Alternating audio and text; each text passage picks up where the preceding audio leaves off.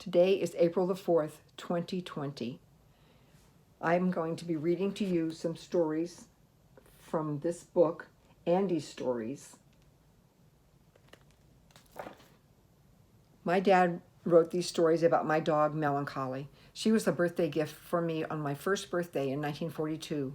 She passed away when I was 16. She was 15 years old. This is a picture of my dog, Melon Collie.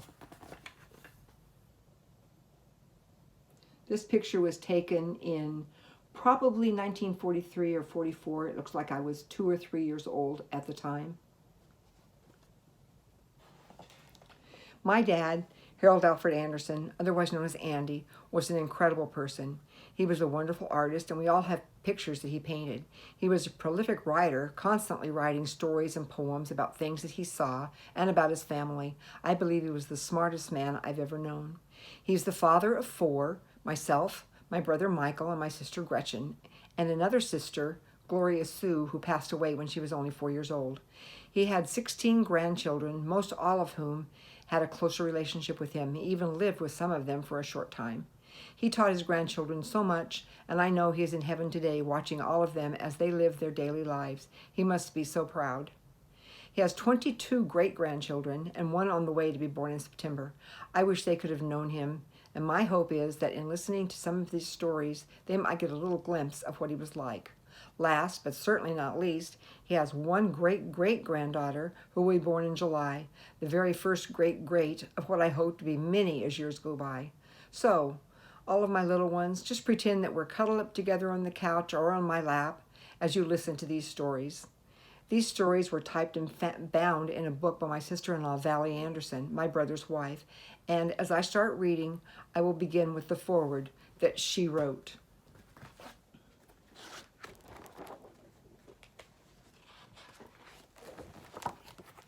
It has been my privilege and delight to type and present these stories by our much-loved grandpa and friend, Andy Anderson.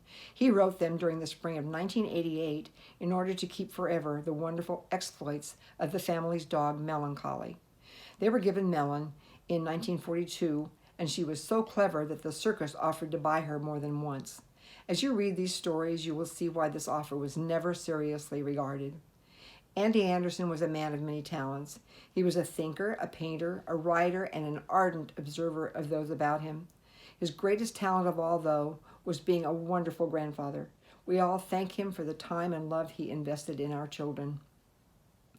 Thank you for all the stories, both told and written down. Most of all, thank you for all of the memories you have given our children.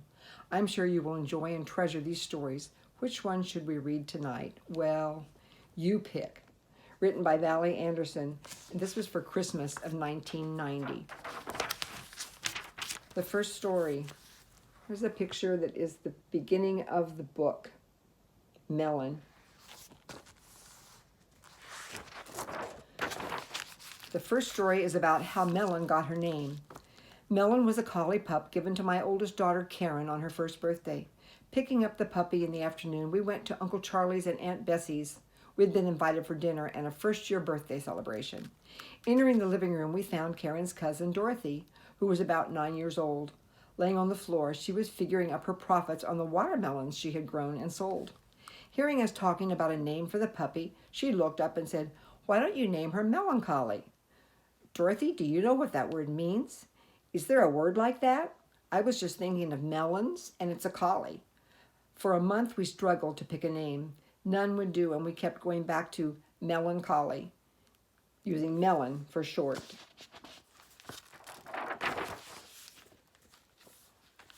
The next story, the title is The Discovery of Melon's Talents. Melon was about a year old when we realized that she was more than an ordinary dog.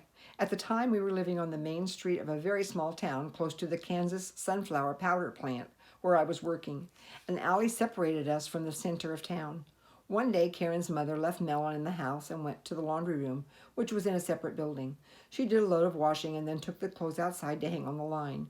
Going out the door of the laundry room, she noticed Melon lying by the door, looking at the screen door to the house, which had no spring, just a catch to keep it closed, and seeing it shut made her wonder. Shrugging it off, she went about hanging the clothes on the line. Finishing, she returned to the house and completed her housework and waited for the clothes to dry. Preparing lunch, she fed Karen and herself and then played with Karen and read to her until Karen got sleepy and laid in her crib for her afternoon nap. Picking up the clothes basket, she went out to take in the washing, leaving Melon inside. Not many clothes had been taken off the line before she saw Melon coming toward the clothesline. A quick glance at the screen door showed that it was still closed. Taking down the rest of the clothes, she left the basket and went back into the house, taking Melon with her. She had a cup of coffee and then, deliberately leaving Melon inside, went out, picked up the clothes basket, and took it to the laundry room to do her ironing. Before picking up the iron, she watched out the window. It wasn't but a minute or two before Melon came out the door, turned around, pushed the screen door shut, and came toward the wash house. The ironing was forgotten for the rest of the day. Going back to the house, she pointed and told Melon to open the screen door, which Melon had been doing for some time by putting her nose at the bottom of the screen door and forcing it open. Entering, Karen's mother thought if Melon was smart enough to shut the door on the outside with a little help, she could be taught to shut it on the inside. Fastening a rag to the door, she went in and out, pulling on the rag, showing it to Melon each time. By having Melon put her paws on the step below the door sill, she could reach the rag. It took very little time for Melon to catch on. They spent the rest of the afternoon going in and out the door. Arriving home from the powder plant, I was treated to a show. Changing the rag to a leather strap and also attaching a short one to the bottom of the screen door on the outside, I complimented Karen's mother on her discovery of Melon's talent and on teaching her to close the screen door on the inside. We packed a picnic basket for the four of us and went to a little park down by the river to celebrate. The next story is the trip to the grocery store. Training Melon to go to the store was a simple matter. The store was on the same side of the street, in the middle of the next block. Giving Melon a small basket to carry, we crossed the alley and made our way to the store. I had permission to bring her into the store and had also asked the proprietor if he would fill an order, charge it, put it in her basket, and let her out the door. He said I'd be glad to. Going inside, I bought some little thing, put it in her basket, and returned home. The next day we did the same thing. The third day, I gave her the basket, pointed up the street, and said, "Store." My only concern was that what she would do when she got there. With no hesitation, she went up the sidewalk and sat in front of the door until she was noticed and let in. Nearly every time she returned from the store, Melon had a tidbit wrapped and marked "Dog." The next story is bringing the paper to the neighbors. We were living in the country. Our only neighbors were the Rose across the road. Both houses set back off the road about 100 yards. The Rose driveway and our driveway were directly across from each other. The man who delivered the daily papers drove a canopy-covered pickup. His helper sat on the tailgate, throwing the papers onto the customer's driveway. Only one time was Melon told to fetch the paper. Thereafter, if she saw or heard the truck, she would be there to meet it. If the door was open, she would open the screen door and bring the paper inside. One day we were visiting the Rose, and they asked how we had trained Melon to bring them their paper. We were both surprised and told them that we had nothing to do with it. Melon had taken it upon herself to bring them their paper, then returned to the house with ours. This is Melon and the Rattlesnake. Karen loved to play in the garden, especially after it had been cultivated, squishing her bare toes into and under the loose, cool dirt at the end of a hot, muggy day. Melon tagged along beside or behind, but always close by. The garden plot was a piece of ground 30 feet wide, running between the house and a grape arbor that was a part of the fence. Next to the grape arbor were 6 or 7 rows of sweet corn. Next to the corn, a few rows of bush beans and a few rows of turnips, beets, and miscellaneous other garden truck.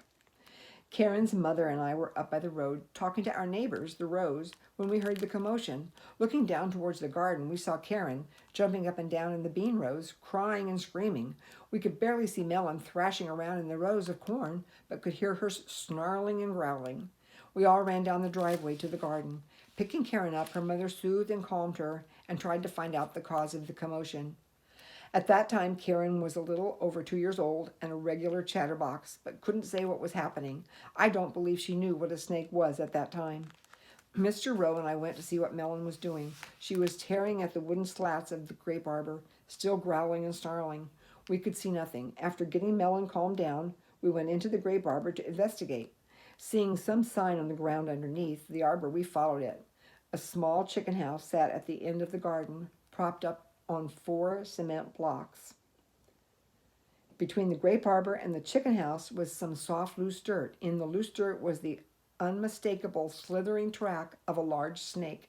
The track led to an opening underneath the chicken house. Mr. Rowe had a full can of Raid, which we sprayed under the chicken house from all 4 sides. What good it did, I never did determine. All this took about 20 minutes. Going to the house, we saw Melon on the porch. She looked terrible. Her face was so swollen that her eyes were almost shut. Mr. Rowe said Melon had surely been fighting a rattler. Going into the phone, I called the veterinarian, who told me to bring her to his house and he would try to ease her misery. Back out on the porch, I found Mr. Rowe by himself. He said that Melon left the porch, headed out back, and disappeared into the brush-covered swamp that adjoined the back of our property. Mr. Rowe helped me hunt until dark. I hunted until midnight by flashlight, but I found no sign. Reluctantly, I went to work the next morning. When I returned home, Karen's mother was washing Melon. She said Melon had returned shortly before, completely covered with mud. The swellings on Melon's face had almost disappeared.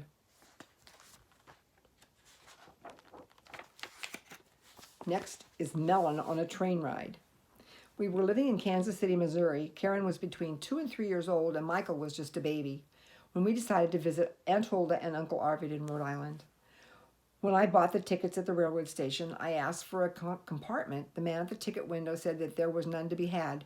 Telling him we were taking a dog, he said that she would have to be in a cage and would have to ride in the baggage car. Building a big, airy, open cage, I delivered it to the baggage room. On departure day, Karen's grandpa drove us to the station. Putting Melon into her cage and seeing her loaded into the baggage car, we boarded the train. We hadn't quite gotten seated before the porter asked if we wanted a compartment and that he could get us one for $10. We accepted and moved into the compartment. When the conductor came to take our tickets, he lingered and played with Karen. During his visit, I told him we had a dog in the baggage car and asked if he would like to meet her. He said yes. I have a few more passengers to check, a little bookwork to do, and I will be free.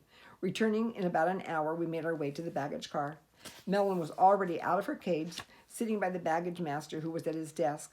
When we reached them, Melon held her paw up to the conductor. The baggage master told us how she came to be out of her cage. Being busy at the start of the trip, he had to pass her cage several times. Each time he came close to her cage, she would hold up her paw and wag her tail. The third time she did it, he couldn't resist letting her out. She followed him up and down the car. When he finished his work and sat at his desk, Melon sat down with him. The conductor said, "Take her back through the train, and you can keep her in your compartment. We made a number of stops where you can take her out and let her run." The train stopped a few times to take on water and a few times to switch our Pullman to another trains. Twice we stopped beside a platform that was nearly empty of people. Taking her softball, Melon and I would go out and play catch, sometimes motioning her to get down. She would return the ball, crawling on her stomach, making a circle of my arms and holding them belt high. Then over my shoulders, she would jump through the circle. What the passengers really liked was dressing her in a cape.